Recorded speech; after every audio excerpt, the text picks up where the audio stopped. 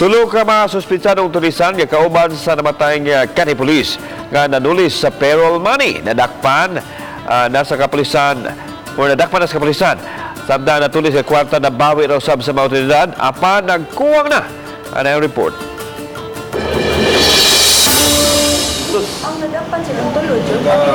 Mao kini ang salapi nga natulis sa mga suspek gikan sa usa ka head guard niadtong Agosto 13 sa Barangay Tisa ning Dakbayan sa Sugbo.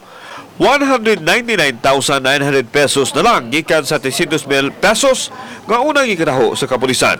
Dakwa kini sa otoridad gikan kag Pipi Acosta ang gihong kaangkas riding in tandem ni P.O. Jobia Dipulo ang awol nga pulis nga napatay sa ilang pagpanulis.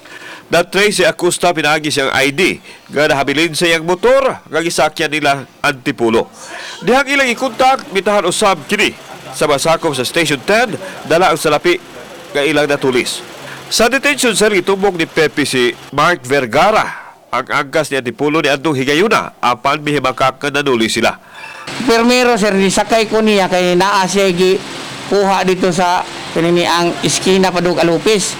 Pagbalik na, ninaog na ko, sila nanduhan ni Mark ang nag-angkas, nanlakaw sila. Sa malaglahing operasyon na sikop silang Vergara ug Rico Acosta. Si Rico 4th year criminology student ug kanhi security guard. Samtang si Rico kinsa pag-umangko ni Pepe, bitapos usab sa kursong criminology. Classmate usab ni Rico ang napusilan patay nga pulis. Nagtulod-tulod na sila ug nag-iyahay na og lusot sa krimen. Last nga gingo ni Jubi na ko sir, sila ako no'y magkuyugay. Di na ka maangkon.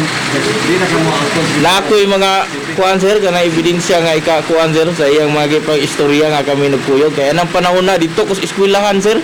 So ako sir, nasinti ko na sir, ako ilabot anang itubuha sir. Samtang gisusi pa sa kapulisan kinsa nakapusil patay kang Antipulo. Kauban si Jun Sunod, ako si Alan Domingo. Balitang Bisdak.